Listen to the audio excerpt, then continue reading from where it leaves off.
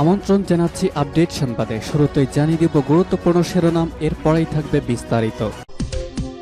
তোমরা হামাসকে ধ্বংস করতে পারবে না, বরং তোমরা নিজেরাই ধ্বংস হয়ে যাবে, আমেরিকা ও ইসরায়েলকে বলল ইরান। হামাসকে ধ্বংস করার লক্ষ্য থেকে বহু যোজন দূরে রয়েছে ইসরায়েল, ওয়াশিংটন পোস্টের রিপোর্ট। আরও জানাব, মধ্যপ্রাচ্যে যাচ্ছেন রাশিয়ার প্রেসিডেন্ট ভ্লাদিমির পুতিন, মার্কিন প্রেসিডেন্ট জো বাইডেনের বাড়া ভাতে ছাই, কপাল পড়ল এবার ইসরায়েলের যুদ্ধবাজ প্রধানমন্ত্রী বেনিয়ামিন নেতানিয়াহুর। আরও জানাবো, এবার থামছে না হামাস, হিজবুল্লাহ সংঘর্ষ বেঁধেই চলেছে। এবার হামাসের ভয়ঙ্কর হামলায় প্রাণ হারালেন আরও 2 ইসরায়েলি সেনা। এদিকে ইসরায়েলে হামলার সময় নারীদের ধর্ষণ করেছে হামাস, দাবি মার্কিন প্রেসিডেন্ট জো বাইডেনের। যেসব ইসরায়েলি বিরুদ্ধে ভিসা নিষেধাজ্ঞা দিল যুক্তরাষ্ট্র। এবং সর্বশেষ জানিয়ে দিব, শীতের নতুন সংকটে ইউক্রেন, যুক্তরাষ্ট্র ইউরোপীয় ইউনিয়নের সাহায্যে অনিশ্চয়তা। তোমরা হামাসকে ধ্বংস করতে পারবে না, আমেরিকা ও ইসরায়েলকে বলছে ইরান।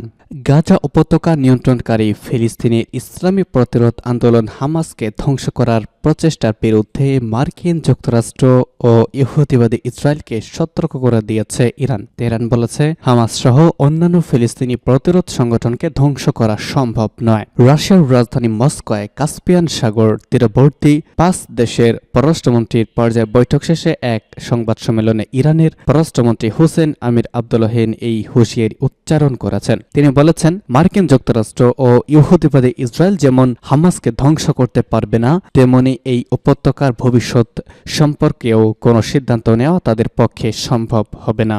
কেবলমাত্র গাজাবাসী ফিলিস্তিনিরাই এই উপত্যকার ভবিষ্যৎ নির্ধারণ করার অধিকার রাখে বলে তিনি মন্তব্য করেন। তিনি এ সময় মন্তব্য করলেন, যখন হামাসকে ধ্বংস করে সংগঠনটির হাতে বন্দী থাকা ইসরায়েলিদের মুক্ত করার লক্ষ্যে গত 7 অক্টোবর থেকে এই উপত্যকার ওপর নির্বিচারে বোমাবর্ষণ করে যাচ্ছে তেল আবিব। আর এ কাজে ইসরায়েলকে সর্বাত্মক সহযোগিতা করছে মার্কিন সরকার। অন্যদিকে ইরান হামাসের প্রধান পৃষ্ঠপোষক হিসেবে পরিচিত।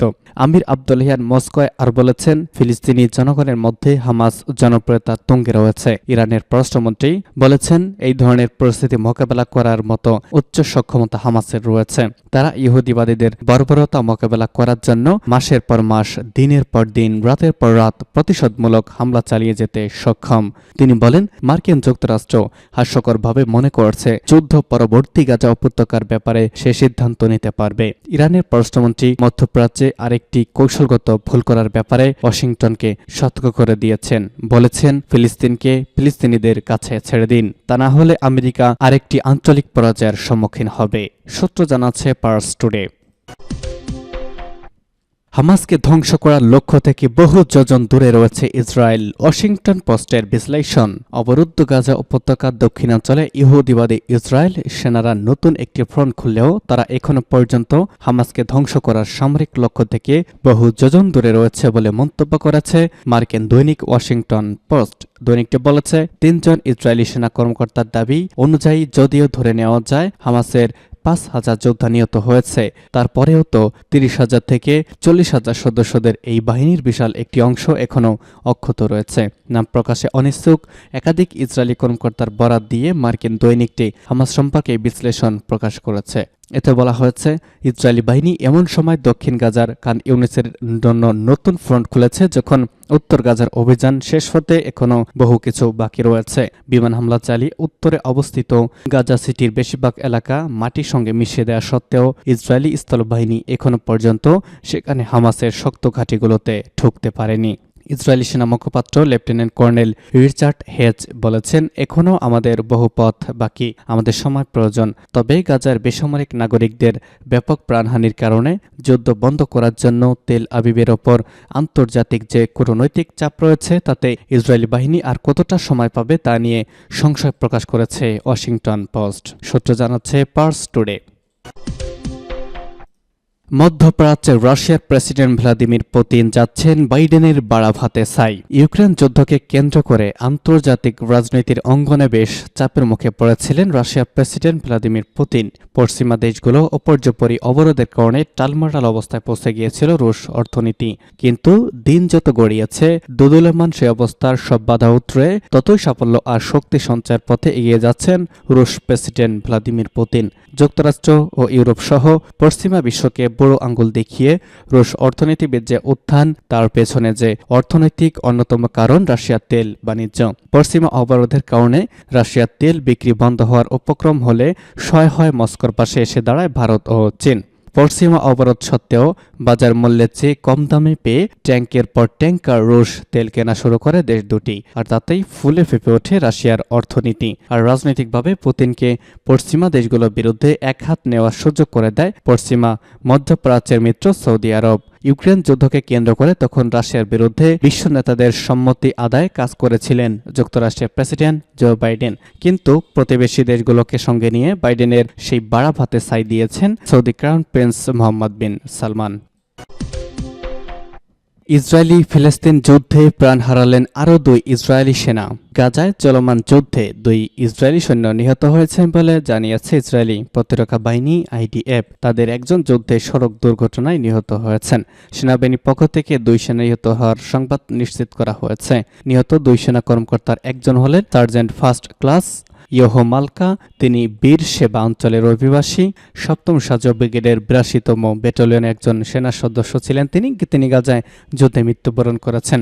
আরেকজন সেনা কর্মকর্তা হলেন লেফটেন্যান্ট কর্নেল রিচার্ড। আরেকজন হলেন 52 বছর বয়সী লেফটেন্যান্ট কর্নেল ইয়োচাই গুরহার্সবার্গ। তিনি 98তম ডিভিশনের একজন কমান্ডার ছিলেন। তিনি যুদ্ধে হারিয়ে যাওয়া ইসরায়েলিদের খুঁজে বের করার কাজে নিয়োজিত ছিলেন। তিনি সড়ক দুর্ঘটনায় মারা গিয়েছেন। উল্লেখ্য, গত 7 অক্টোবর ইসরায়েলি নজিরবিহীন হামলা চালিয়ে 1400 এর বেশি ইসরায়েলিকে হত্যার পাশাপাশি প্রায় 3 শতাধিক ইসরায়েলি ও বিদেশি নাগরিককে বন্দী করে গাজায় নিয়ে আসে ফিলিস্তিনি স্বাধীনতাকামী সংগঠন হামাস। এমন নজিরবিহীন হামলার জবাবে হামাসকে নির্মূলের লক্ষ্যে তাদের বিরুদ্ধে যুদ্ধ ঘোষণা করে ইসরায়েলি প্রধানমন্ত্রী বেনিয়ামিন নেতানিয়াহু সরকার। ইসরায়েলে হামলার সময় নারীদের ধর্ষণ করেছে হামাস, দাবি বাইডেনের। গত অক্টোবর মাসে ইসরায়েলের হামলার সময় ইসরায়েলি নারীদের বারবার ধর্ষণ করেছে ফিলিস্তিনি স্বাধীনতাকামী সশস্ত্র গোষ্ঠী হামাসের যোদ্ধারা। মার্কিন প্রেসিডেন্ট জো বাইডেন এমন অভিযোগই সামনে এনেছেন। তার দাবি, নারীদের ধর্ষণ করার পাশাপাশি তাদের দেহ বিকৃত করেছে হামাসের যোদ্ধারা। বুধবার তথা আজ এক প্রতিবেদনে এই তথ্য জানিয়েছে বার্তা সংস্থা রয়টার্স। প্রতিবেদনে বলা হয়েছে, গত 7 অক্টোবর ইসরায়েলের দক্ষিণাঞ্চলে হামলার সময় হামাস বারবার নারীদের ধর্ষণ করেছে এবং তাদের দেহ বিকৃত করেছে বলে মার্কিন প্রেসিডেন্ট জো বাইডেন জানিয়েছেন। মূলত হামাসের হামলায় বেঁচে যাওয়া ব্যক্তি এবং প্রত্যক্ষদর্শীদের বরাত দিয়ে তিনি অভিযোগ সামনে এনেছেন। এবং সর্বশেষ জানিয়ে দিব, যেসব ইসরায়েলি বিরুদ্ধে ভিসা নিষেধাজ্ঞা দিল যুক্তরাষ্ট্র।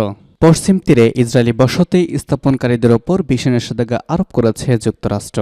ফিলিস্তিনি অধিকৃত পশ্চিম তীরে সহিংসতা নিয়ে ইসরায়েলকে কয়েক দফায় সতর্ক করার পর ভিসা নিষেধাজ্ঞার এই ঘোষণা দিয়েছেন মার্কিন পররাষ্ট্রমন্ত্রী অ্যান্টনি ব্লিংকেন। মঙ্গলবার তিনি এই ঘোষণা দিয়েছেন।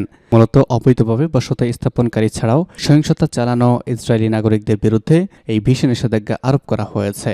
খবর রয়টার্সের। প্রতিবেদনে বলা হয়েছে, ইসরায়েল অধিকৃত পশ্চিম তীরে সহিংসতায় জড়িত ব্যক্তিদের বিরুদ্ধে যুক্তরাষ্ট্র মঙ্গলবার ভিসা নিষেধাজ্ঞা আরোপ করা শুরু করেছে বলে মার্কিন কর্মকর্তারা জানিয়েছেন। মূলত পশ্চিম তীরে ইহুদি বসতি স্থাপনকারীদের সহিংসতা ঠেকানোর জন্য ইসরায়েলের কাছে একাধিক আবেদন জানানোর পর সর্বশেষ এই পদক্ষেপ নেওয়া হলো। একটি বিবৃতিতে মার্কিন পররাষ্ট্রমন্ত্রী অ্যান্টনি ব্লিংকেন বলেছেন, ফিলিস্তিনিদের ওপর ইসরায়েলি বসতি স্থাপনকারীদের আক্রমণ ও ইসরায়েলিদের ওপর ফিলিস্তিনি আক্রমণ সহ পশ্চিম তীরে স্থিতিশীলতা নষ্ট করে এমন যে কোনো পদক্ষেপের বিরোধিতা বারবার করেছে যুক্তরাষ্ট্র। তিনি বলেন, আমরা পশ্চিম তীরে ফিলিস্তিনিদের বিরুদ্ধে সহিংস হামলাকারী উগ্রপন্থী বসতি স্থাপনকারীদের জবাবদিহির আওতায় আনতে ইসরায়েল সরকারকে আরও কার্যকর পদক্ষেপ নেওয়ার প্রয়োজনীয়তার উপর জোর দিয়েছে। অবৈধভাবে বসতি স্থাপনকারী ও সহিংসতা চালানো ইসরায়েলি নাগরিকদের বিরুদ্ধে ভিসা নিষেধাজ্ঞা আরোপের বিষয়টি নিশ্চিত করে ব্লিংকেন বলেছেন, স্টেট ডিপার্টমেন্ট পশ্চিম তীরে সহিংসতামূলক কাজ বা অন্যান্য পদক্ষেপের মাধ্যমে বেসামরিক নাগরিকদের প্রয়োজনীয় অধিকার, বিভিন্ন পরিষেবা ও মৌলিক অধিকার সীমাবদ্ধ করে শান্তি, নিরাপত্তা বা স্থিতিশীলতা নষ্ট করার সঙ্গে জড়িত ব্যক্তিদের বিরুদ্ধে নতুন ভিসা নিষেধাজ্ঞা বা বিধিনিষেধ নীতি বাস্তবায়ন করেছে।